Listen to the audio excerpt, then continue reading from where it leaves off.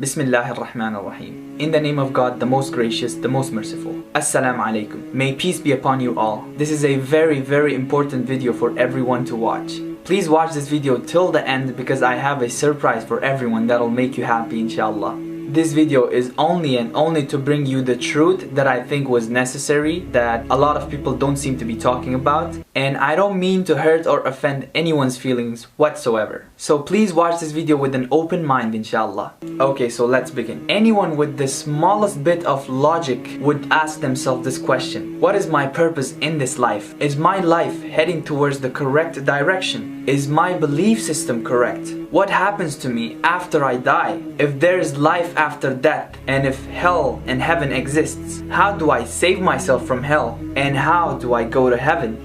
Now there are so many mind-blowing miracles in the Quran that I can talk about, but I want to talk about a living miracle that nobody seems to be talking about. So there's this person who has memorized all the major religious scriptures in the whole world. This is the biggest modern day miracle that anyone can think of. The Quran, the Bible, the Old Testament, the Hindu scriptures, the Buddhist scriptures, and I think there's more.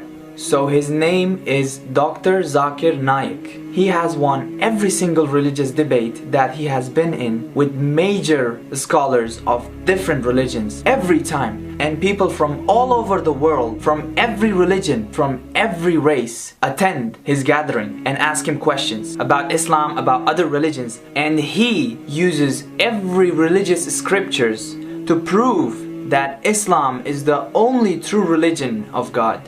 If you don't believe me, watch this. It refers to Prophet Muhammad, peace be upon him, and his prophecy is also mentioned in the Old Testament, in the book of Deuteronomy, chapter number 18, verse number 18, in the book of Deuteronomy, chapter number 18, verse number 19, it's mentioned in the book of Isaiah, chapter number 29, verse number 12, in the Song of Solomon, chapter number 5, verse number 16, in the New Testament, Gospel of John, chapter 14, verse 16, Gospel of John, chapter 15, verse 26, Gospel of John, chapter 16, verse number 7, Gospel of John, chapter 16, verse number 12 to 14. All these references are talking about no one but Prophet Muhammad, peace be upon him. I have given a talk on Prophet Muhammad sallallahu alaihi wasallam in the Bible. Now I am asking you, if you believe in the Bible, when Jesus Christ has prophesied the coming of Muhammad sallallahu alaihi wasallam, why don't you believe in Jesus, that Prophet Muhammad is the last messenger? Why? That means you believe half the teachings of Jesus Christ not complete? Because the teaching says, I'll send you a comforter. Correct. But he never mentioned about a person or any name was indicated on the Song of Solomon, chapter number 5, verse number 16. I'm quoting in Hebrew. Hikkum amitakim vikulli Muhammadim zaidudi wa zairai baina Jerusalem. His by name is mentioned. He is also mentioned in Rigved, book number 1, chapter number 53, verse number 9. He is mentioned as Ahmad, which means one who praises, in Uttarchik, mantra number 1500. It's mentioned in Indra, chapter number 2, verse number 152. Yajurved, chapter number 31, verse number 18. He's also mentioned in Atharva Ved, book number 20, hymn number 126, verse number 1 to 14. He is called as Narashansa. Nar means man, person. Shansa means coming from Prashansa, praiseworthy. A man who's praiseworthy. If you translate Narashansa, man who's praiseworthy, into Arabic, it means Muhammad sallallahu alaihi wasallam. He's prophesied as Muhammad sallallahu alaihi wasallam in Rigved, book number 1, hymn number 13, verse number 3. In Rigved, book number 10, hymn number 64, verse number 3. He's mentioned Rigved, book number 2, hymn number 3, verse number 5. Rigved, book number 5, hymn number 5, verse number 2. He's also mentioned Yajurved, chapter number 20, verse 37. Yajurved, chapter number 21, verse number 31. I can go on and on and on, mentioning only the references of Muhammad sallallahu alaihi wasallam mentioned in Hindu scriptures. Due to limitation of time, I will just touch on one prophecy a little bit in more detail. He's been prophesied as the Kalki Avatar.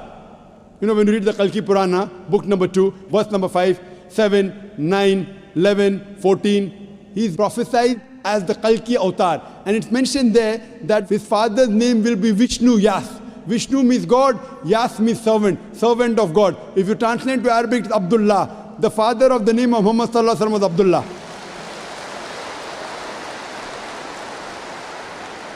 His mother's name will be Sumati. Sumati means serenity, peaceful. If you translate Arabic, it means Amina. The name of the mother of Muhammad sallallahu alaihi wasallam was Amina.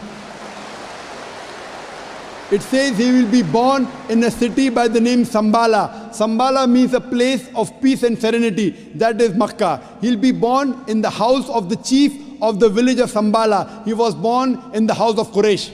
We should be more than amazed, more than mind blown by the capability of this person and the fact that out of all this religion, he chose Islam. Subhanallah.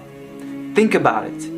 Now, please don't get me wrong, guys, and please don't be offended. But if I was a non-Muslim right now, I would stop for a moment, think, do research on every religion, and make sure that my next life is secured. Because we have a purpose in this life. So if any of you believe that Islam is the true path, but maybe you can't follow it because of your family or maybe other issues, it is the easiest thing that you can ever think of. All you have to do is say and believe Ashhadu an la ilaha illallah wa ashhadu anna Muhammadan abduhu wa rasuluh, which means I bear witness that there is no God but Allah, and Prophet Muhammad, peace be upon him, is the messenger and servant of Allah.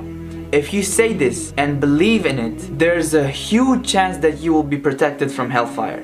There's a hadith in Al-Bukhari 44 and Muslim 193, narrated from Anas. The Prophet ﷺ said, whoever says La ilaha illallah, meaning there's no God but Allah, and has in his heart the goodness, the weight of a grain of barley, will be brought out of hell.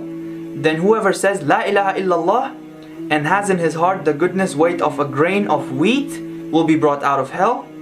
Then whoever says La ilaha illallah and has in his heart the goodness weight of an atom will be brought out of hell. Also, brothers and sisters, if you're a non-Muslim, please comment down what are your thoughts about this video and what do you think. I would love to hear your thoughts. Please send this video to any of your non-Muslim friends or any non-Muslim that you know, so that they also know the truth, so that you get the reward, I get the reward, and inshallah Allah guides everyone. Assalamu alaikum.